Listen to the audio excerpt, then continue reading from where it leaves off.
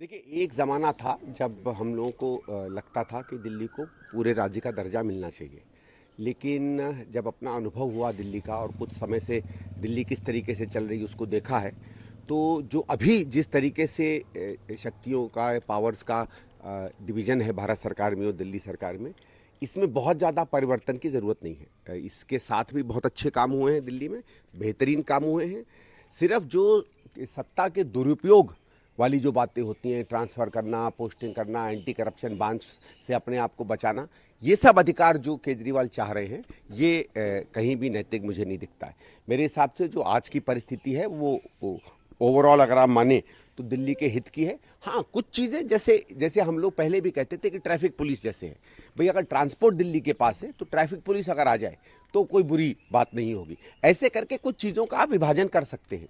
कुछ आपको काम की प्रक्रियाओं में कभी कभी लगे कि कोई दिक्कत हो रही है तो वो कर लीजिए।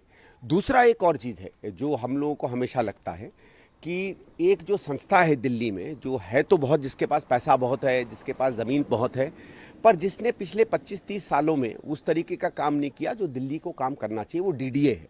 तो डीडीए को भी ज़्यादा जवाबदेही बनाना, डीडीए के अंदर भ्रष्टाचार भी काफ़ी दिखता है, उसको भी थोड़ा कम करना, और दिल्ली सरकार को जब ज़मीन की ज़रूरत पड़े और चीज़ें, वैसे कोई बहुत ज़्यादा दिक्कत नहीं होती है उसमें, लेकिन इन चीज़ों के एक सामंजस्य की बात अगर बन जाए तो कोई बुराई नहीं होगी। तो मेरा ये है कि आप उसको विभाग विभाग दर के देखें। लेकिन उसमें देखो दिक्कत क्या है कि अरविंद केजरीवाल जैसा व्यक्ति केवल अपना और अपने पार्टी के राजनीतिक भविष्य और सत्ता को देखेगा, पैसे को देखेगा, दुरुपयोग को देखेगा। तो उस जैसे व्यक्ति से अगर कोई फीडबैक आता है तो उसको हम लोगों को गंभीरता से नहीं लेना चाहिए। 2-3 बार इस पर कमेटियां बनी हैं, इसमें एक आध बार और बना दें और ये देखें कि जो हित की बात है, दिल्ली के लोगों की हित की बात, वो बेहतर तरीके से चले। लेकिन पूर्ण राज्य के दर्जे को आज की परिस्थिति में मैं समझता हूं कम से कम ये कोई उचित नहीं है और ना ही इसका मैं समर्थन करूंगा। लेकिन सर, मेरी उत्सुकता एक सवाल को लेकर है कि केजरीवाल साहब एक पढ़े लिखे नेता हैं। उनको संविधान, दिल्ली को क्या स्टेटस है, नहीं है, इन सब चीज़ों को ध्यान में रखते हुए वो डेवलपमेंट के हार्ड कोर इशू, ऑनेस्टी के हार्ड कोर इशू को लेकर राजनीति में आए और सत्तासीन हुए। लेकिन अब जो मुद्दे उठाए जा रहे हैं वो उन मुद्दों से अलग है। दिल्ली को पूर्ण राज्य का दर्जा मिलना, अधिकारों में कटौती बढ़ोतरी।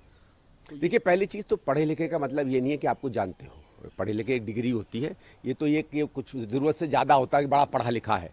पढ़े लिखे से क्या मतलब होता है भाई? केजरीवाल ने खुद बता दिया, पढ़ाई लिखाई छोड़िए, तो इनकम टैक्स का अधिकारी है।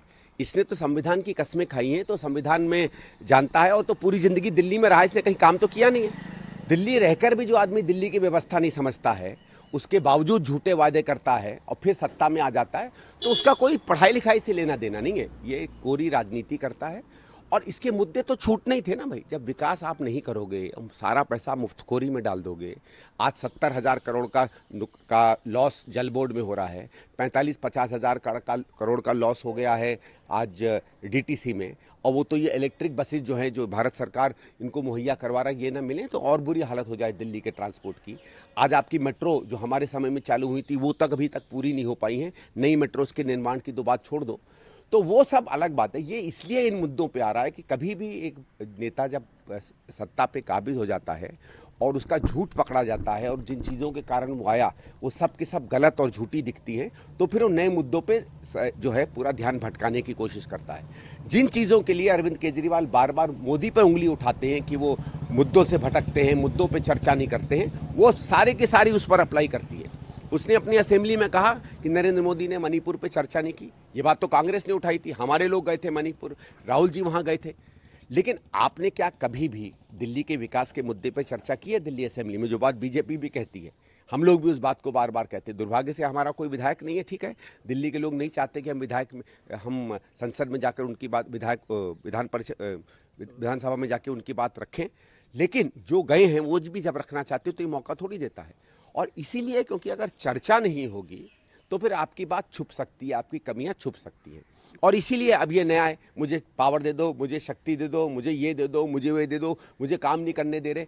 कभी कभी आपने देखा होगा ना, वो एक जो बच्चा होता है ना घर में, बेकार में रोता है, मम्मी मम्मी मम्मी मुझे ये नहीं मिला, मम्मी मुझे वो नहीं मिला। और जो कहा जाता है ना हिंदी में, कि अंग्रेजी का एक है कि bad carpenter always blames his tools, कि ये खराब बढ़ई जो है हमेशा अपने औजारों पर उंगली उठाता है, वो काम नहीं कर पाता है।